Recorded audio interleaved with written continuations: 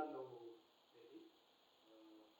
በዚህ መድረክ የተገኛችሁ መገናኛ ብዙኃን ለትብብራችሁ በጣም ነው የምናመሰግነው። በውጭ የሆነ ትብብር ያሳያችሁ እና ይህ ፕሮጀክት አብረን አሁን እንግዲህ ዛሬ እንዘጋዋለን ማለት ነው። በሌላ ደግሞ በቀጣይ እስክንገናኝ ድረስ ስለዚህ ከልብ አመሰግናለሁ። ምንድን ነው ያሰብነው የጋዜጣ የተሰጠው ሁለት ዋና ርዕሰ ጉዳዮችን የሚመለከት ነው። አንደኛው በዚህ በታሰበው ትምህርት ምን ውጤት አሳካቸው ጠቅለል ባለ መልኩ እናቀርባለን። ከዚሁ ጋር ተያይዞ ምን ተግዳሮት ወይም ደግሞ ቻሌንጅ ገጥሞን ነበር ለማሳየት ሞክራለን በጥቅሉ። ቀጥሎ ግን በተለይ ህዝቡ ባለፉት ሁለት ቀናት በተደጋጋሚ በስፋት እየጠየቀው ያለ ጥያቄ አለ እና ወደፊትስ ምንድን ነው ዋት ኢዝ ኔክስት የሚለው ትልቅ ጥያቄ ሆኖ ሲቀርብ እያየን ነው እና በሁለተኛ ደረጃ ለመግለጽ የምንሞክረው አሁን ጠቅለል ባለ መልኩ ምንድን ነው የሚቀጥለው የሚለውን ነገር ለማሳየት የምንሞክረው። ከዛ በኋላ ያው በሁለትና ሆኖ በሀሳቡ ዙሪያ ያላችሁ ጥያቄ እናስተናግዳለን እና ከውጤት አንጻር የመጀመሪያው ውጤት የተለያየ አመለካከት ያላቸው የፖለቲካ ፓርቲ ሰዎች በዚህ ትዕይንተ ህዝብ ተገኝተው ንግግር እንዲያደርጉ ማድረግ ነበር። እርግጥ ነው አንዳንድ ጠይቀናቸው ፈቃደኛ ያልሆኑ ሰዎች አሉ። ባለፈው ስለገለጽን መድገም አያስፈልግም። ነገር ግን የመጀመሪያ እቅዳችን የነበረው 15 ሰው ተናጋሪ የሚሆን ነው። ያን 15 ሰው አሟልተን መገኘት እና ይህ ትልቅ አንድ የተሟላ ውጤት አድርገን ያየነው ነው። መገኘታቸው ብቻ ሳይሆን ደግሞ ከተገኙ በኋላ ያቀረቡት ንግግር ለንግግር ያቀረብላቸው ርዕሰ ጉዳይ ላይ ተቀራራቢ የሆነ አመለካከት ያላቸው መሆኑ ተንጸባርቋል። ቀጥሎ ደግሞ ሁሉም በሚባል ደረጃ የትብብር አስፈላጊነት አጽንኦት ሰጥቶ ሲገልጹታል። ይሄ እውነቱን ለመናገር ተናጋሪዎች አንጻር ያገኘነው ከፍተኛ ውጤት ነው። ይሄ ነው አንዱ።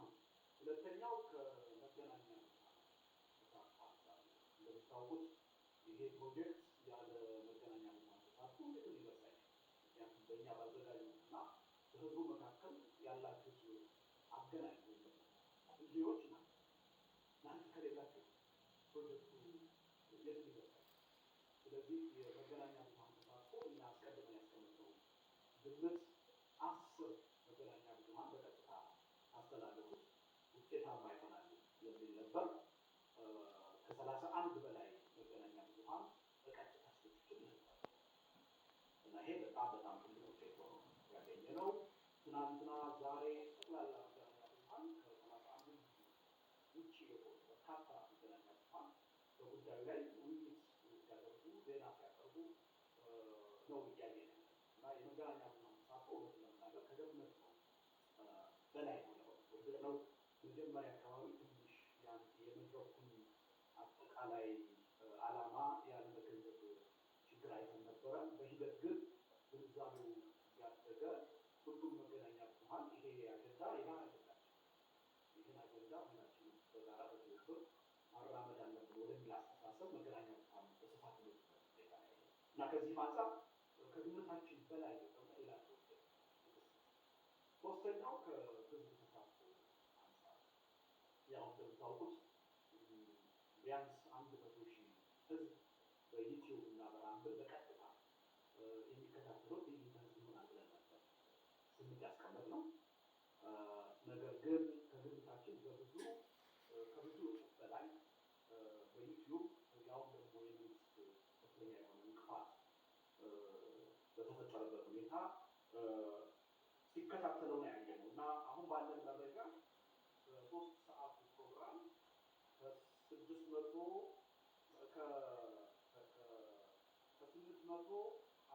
እስከ 1 ሚሊዮን ህዝብ በቀጥታ ተከታተለ እና ምናልባት ለአንዳንድ ሰዎች እንዴት ይህን ያህል ሊሆን ይችላል የሚል ግብት እንዳይፈጥር አንድ ምሳሌ ቢጠቅስላችሁ ጥሩ ነው። በሪዮት ሚዲያ ብቻ ልክ የ3 ሰዓት ፕሮግራም ሲጠናቀቅ 295 ኦልሞስት 300,000 ሰው ተከታተለ በአንድ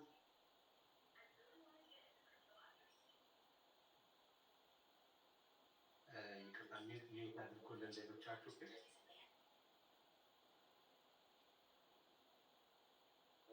በአንድ መገናኛ ብዙኃን ብቻ ከሰላሳ አንዱ ማለት ነው በአንዱ ብቻ ኦልሞስት 300,000 ህዝብ ተከታተለ እና የሁሉንም አግኝተናል ባንል በአጠቃላይ ራፍ በወሰድነው ግምት 850,000 እስከ 1 ሚሊዮን ህዝብ ተከታትሎታል በቀጥታ ማለታችን።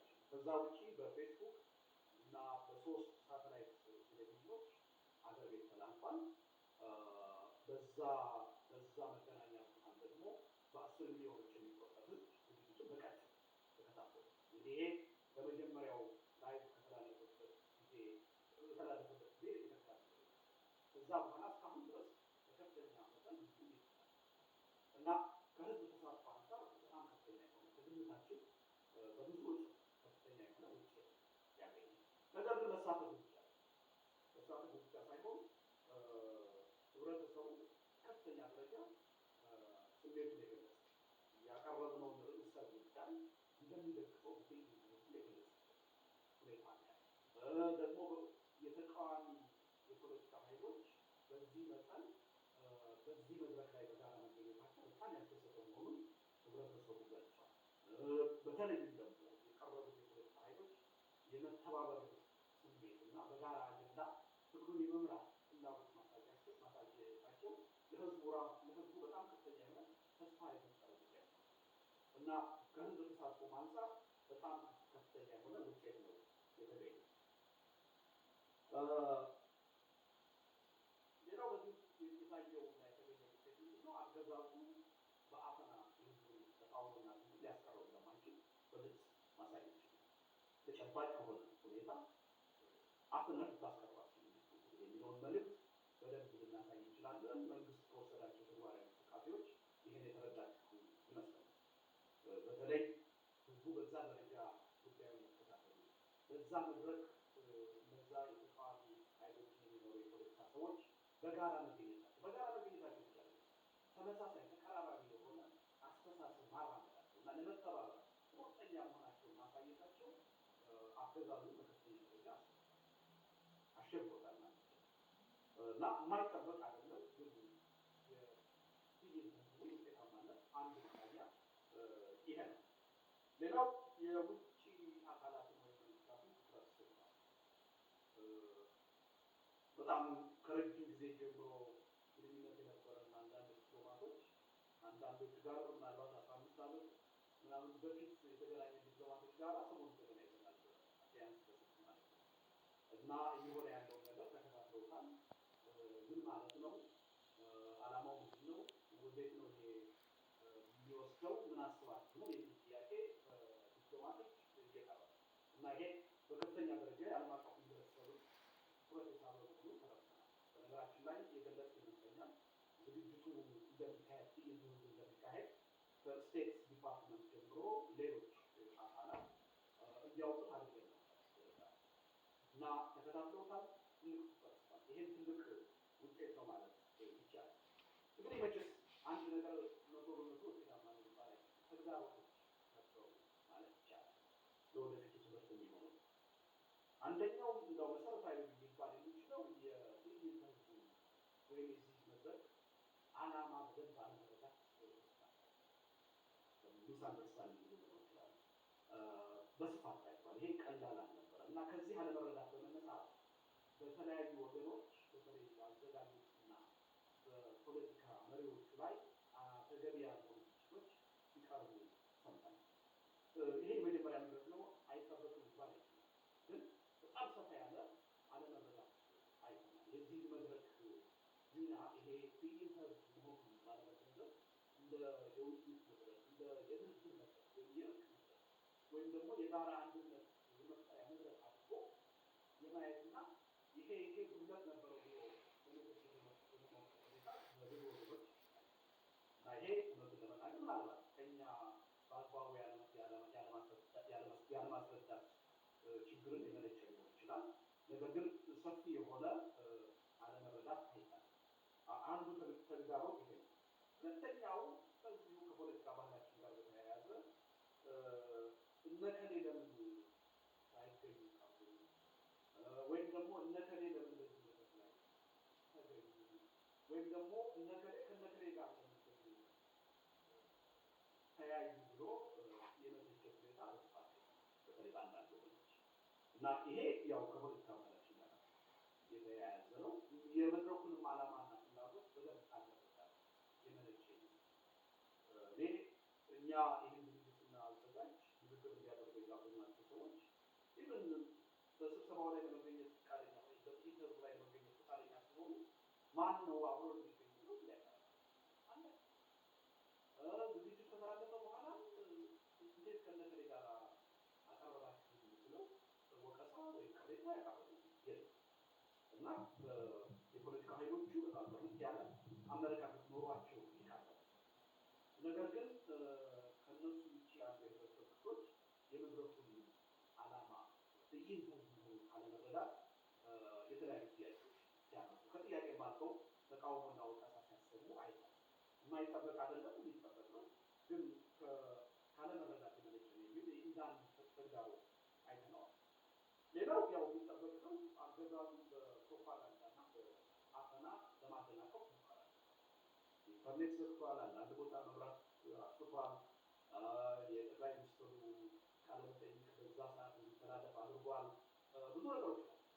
ከዛ በኋላ ደግሞ በረዳቶቹ የተደጋፊ ሚዲያዎቹ የዚህን መድረክ ዓላማ ለማጠልሸት አዛብቶ ለማቅረብ ከፍተኛ ጥረት ሲያደርግ ይህም ደግሞ እውነቱን ለመናገር የማይጠበቅ እኔ እውነቱን ለመናገር በዚህ ነገር እንዲያው መንግስት ያደረገው ብዙ ያነሰ ነው ማለት የሚጠበቅ ነው። ወደፊት ይሄዳል። ግን እንደ አንድ ተግዳሮት ልናየው እንችላለን። ዓላማችንን ለማሳካት ምንም ያደረገ አይደለም። ሌላው በጥንቃቄ ማየት ያለብን ነገር ህብረተሰቡ ውስጥ ከተፈጠረው ስሜት አንጻር ለወደፊት እድልም አደጋ ሁኔታ ተፈጥሯል የሚል ነው። ያ ምንድን ነው? በጣም የተጋነነ የውጤት ጥበቃ ወይም ደግሞ ኤክስፔክቴሽን እንዳይፈጠር ስጋት አለ። ህብረተሰቡ ይሄ መድረክ አስደስቶታል። ከዚህ በኋላ ምንድን ነው የምታደርጉት የሚለው ነገር በሙሉ እየጠበቀ ነው። መታገል ይፈልጋል። ለውጥ እንዲመጣ ይፈልጋል። ይሄ ተነሳሽነት ቀላል አንዱ በዚህ መድረክ ያገኘነው ውጤት ምንድን ነው? ወደፊት ለምናስበው ሰላማዊ የህዝባዊ እምቢተኝነት ትግል በህዝቡ ውስጥ ከፍተኛ የሆነ ተነሳሽነት ይሄ እድል ነው። ይሄ ስኬት ነው። በተመሳሳይ ሁኔታ ደግሞ እንዲህ አይነት ስሜቶች ሲፈጠሩ ነገሮች በአግባቡ ካልተያዙ እና ከነባራዊ ሁኔታው ደግሞ በጣም የራቀ ጥበቃ ሲሆን አደጋ እና ይሄን በሚዛን ማየት አስፈላጊ ይመስለኛል። ኋላ ላይ እናስባቸው የሚለው ጥያቄ ለመመለስ ስንሞክር እናሳያለን። የህብረተሰቡ መነሳሳት ሞመንተሙ መቀጠሉ ተገቢ ሆኖ ግን ደግሞ በጣም ባጭር ከፍተኛ የሆነ ውጤት መጠበቅ ያለበት አይመስልም። ደጋግመን እንደተናገርነው በዘጠና ቃለ መጠይቆች ልዩ የሚያደርገው ይሄ እንቅስቃሴ አንደኛ ይሄ ትግል መመራት ያለበት በድርጅቶች እና በድርጅቶች ህብረት፣ ሁለተኛ የሚካሄደው ትግል ካሁን በኋላ የህዝብ መስዋዕትነት የሚከፈልበት ነው። ስለዚህ ህዝብ መስዋዕትነት የሚከፍልበት ትግል በተጠና ሀሳብ፣ በተጠና እቅድ፣ በጥንቃቄ የሚመራ ነው። ስለዚህ ከዚህ አንጻር ምናልባት የሚጠበቀው ነገር በጣም ከፍተኛ እንዳይሆን ስጋት አለ እና ይሄን ባላንስ መጠበቅ ያስፈልጋል። ይሄ ነው እንግዲህ ያለው። ከዚህ ሌላኛው ወደ ሁለተኛው እና ከዚህ በኋላ ባለፉት 2-3 ቀናት ያየነው ሰፊ ጥያቄ በተለያዩ መድረኮች ለምሳሌ ላይቭ ጊዜ ሚዲያ 2 ፕሮግራሞች አሉ። ላይቭ ነበራቸው። የሆራይዘን ሚዲያ አንድ መድረክ ነበራቸው። እዛም ላይ ላይቭ አይቻለሁ።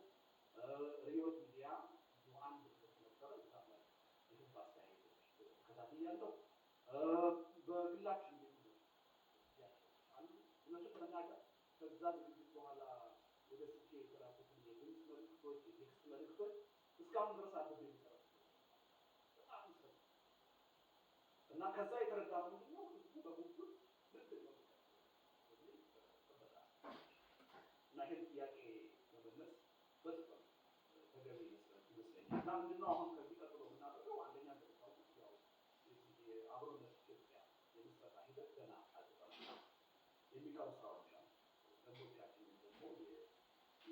የዶክመንት ያካሄዱ ነው። አንድ ረቂቅ በፕሮፖዛል ደረጃ አንድ ረቂቅ አሰራጭተን ሰዎች አስተያየት እየሰጡበት ነው። ስለዚህ የዶክመንት ዝግጅት ያስፈልገናል። ቀጥሎ ደግሞ ቋሚ የሆነ አመራር የመሰራት አሁን ጊዜያዊ አመራር ይህን ከሰራን በኋላ ደግሞ ምዝገባ ህጋዊ ምዝገባ ይሄ ኃይል ሊወስድ የፈለገው ኃላፊነት ያን ኃላፊነት ሊወስድ የሚችል ድርጅታዊ አቅም መፍጠር ነው። ስለዚህ አንዱ አሁን የመጀመሪያው ትኩረታችን የሚሆነው የአብሮነት ኢትዮጵያን የምስረታ ሂደት ማጠናከር። ይሄ ግን እንዲሁም መደበኛ ብቻ ውጤታማ ይችላል። የእናንተ ተሳትፎ ይፈልጋል። የተለያዩ የህብረተሰብ ክፍሎች ተሳትፎ ይፈልጋል። ስለዚህ ኢሜይላችንን ለህዝብ አሰራጭተናል። በዚህ በምስረታ ሂደት በወደፊቱ የአብሮነት ሂደት ተሳትፎ ማድረግ አስተዋጽኦ ማድረግ የሚፈልጉ ሁሉ ሬዲ ሀሳባችሁን ኮንታክት እያደረጋችሁ መግለጽ አለባችሁ እና አንዱ የምንሰራው ስራ የዚህ የምስረታ ሂደቱን ማከናወን ነው። ቀጥሎ ይሄ እንቅስቃሴ ግቡን እናውቀዋለን፣ መነሻውን እናውቀዋለን፣ ሂደቱ ምን ይመስል እናውቀዋለን እና ይሄ ቅድምን ለማለት እንደሞከርኩት ያለ መግራት ነው ተሳትፎና ትብብር ይሳካል። ልክ የአሁኑ ትዕይንተ ህዝብ በእናንተ ተሳትፎ ውጤታማ እንደሆነ ሁሉ ወደፊትም የምናደርገው እንቅስቃሴ ውጤታማ የሚሆነው በእናንተ ተሳትፎ። ስለዚህ አንዱ ልክ አሁን የተቃዋሚ ፓርቲዎች ላይ የአሁኑ ከዛም በፊት ያዘጋጀናቸው ሁለት ነገሮች ላይ እንዳደረግነው በመገናኛ ብዙኃን ዙሪያ የሚሰሩ ሰዎችን አንድ መድረክ ፈጥረን የጋራ ምክክርና መግባባት ባለን የጋራ አጀንዳ ላይ ጥረት እናደርጋለን እና አንዱ ከፊታችን የሚሰራው ከሌላው ስራ ጋር መገናኛ ብዙኃን በዚህ የጋራ አጀንዳ ጦርነት እንዲቆም አገዛዝ እንዲያከትም ሰላም እንዲሰፍን ይሄ የሁላችን የጋራ አጀንዳ እናምናለን። በዚህ ላይ በጋራ ለመስራት የሚያስችል መግባባት የሚፈጠርበት አንድ መድረክ ለማዘጋጀት እናስባለን። ሁለተኛው የፖለቲካ ፓርቲዎች ሚዲያዎች ብቻ የኢትዮጵያ ክፍል የትያለ ስለዚህ የሲቪክ ማህበራት እንዲሁ አንድ የመሰባሰቢያ መድረክ ፈጥረን የሃይማኖት ድርጅቶች፣ የሰብአዊ መብት ተሟጋቾች እና ታዋቂ አክቲቪስቶች በተለያየ ጉዳይ ህብረተሰቡ ይመራሉ ብለን የምናምናቸው የሙያ ማህበራት እነዚህ ሁሉ የሚሰባሰቡበትና በዚሁ በአጀንዳው ላይ መግባባት የሚፈጥሩበት አንድ ስለዚህ ሁለተኛው ሶስተኛው እና ሁላችን የሚጠብቁት ይሄ የተቃዋሚ ፓርቲዎቹ አሁን አንዳንድ ሰዎች የበቀደሙት በህዝብ ልክ አንድ አይነት ስምምነት ላይ ተደርሶ እንደሚወጣ አድርገው ያስቡ ነበረ በስህተት ማለት ነው። እኛም ሰዎቹን የጋበዝናቸው ያላቸውን አቋም በርዕሰ ጉዳዩ ላይ ለህዝብ እንዲገልጹ እንጂ ሌላ መስፈርት አስቀምጠናል። ነገር ግን እነዚህ ተቃዋሚ ፓርቲዎች ያው ፍላጎታቸው ሲገጡ የመተባበር ፍላጎት ከፍተኛ መተባበር ይህን ትግል አሸናፊ ለማድረግ ምትክ የሌለው ጉዳይ ሊሆን ይችላል። ስለዚህ ወደዚህ ተጨባጭ መተባበር እነዚህ ተቃዋሚ ኃይሎች ሊገቡ የሚችሉበት ስራ እንሰራለን። ተከታታይ መድረኮች ይፈጠራል። ከዚህ ቀደም አብሮነት 12 የፖለቲካ ፓርቲዎችን አነጋግሮ ቀጠሮ ይዘን በሂደት ልንግባባባቸው አቋሞችን ለይተን አይተናል። ስለዚህ በእነዚህ አቋሞች ላይ አንድ ግራንድ ኮሊሽን እንዴት አድርገው የሚኖር ቀጠሮ ይዘን ነው። ስለዚህ ያን ወደ ተግባር ስራ እንሰራለን። እነዚህ ስራዎች ከሰራን በኋላ ወደ አገዛዝ አንቀጥል የሆኑ የሰላማዊ እንቢተኝነት ትግል ይጀምራል። ስለዚህ ምናልባት የሚመጣው 2-3 ወር ወይ የክረምት ወራት የመዘጋጀት ጊዜ ቅድም በጠቀስኳቸው ምሳሌ ውጤታማ ተቃዋሚ ፓርቲዎች ውስጥ ብሉን ለመምራት በሚያስችል መጠን ከተዘጋጀ ተተባበሩ ሚዲያው አስፈላጊ ይገዛል መግባባት ሲቪክ ማህበራት በዚህ ትግል ህብረተሰቡ በመምራት በማስተባበር ቁርጠኝነት ካሳዩ በኋላ ወደ ሰላማዊ ህዝባዊ እንዲተኝነት ስለዚህ ትግሉ በስሜት በተበታተነ ሁኔታ በተናጠል ነው የሌለበት።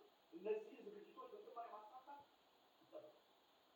ስለዚህ ትዕግስትን ያስፈልጋል።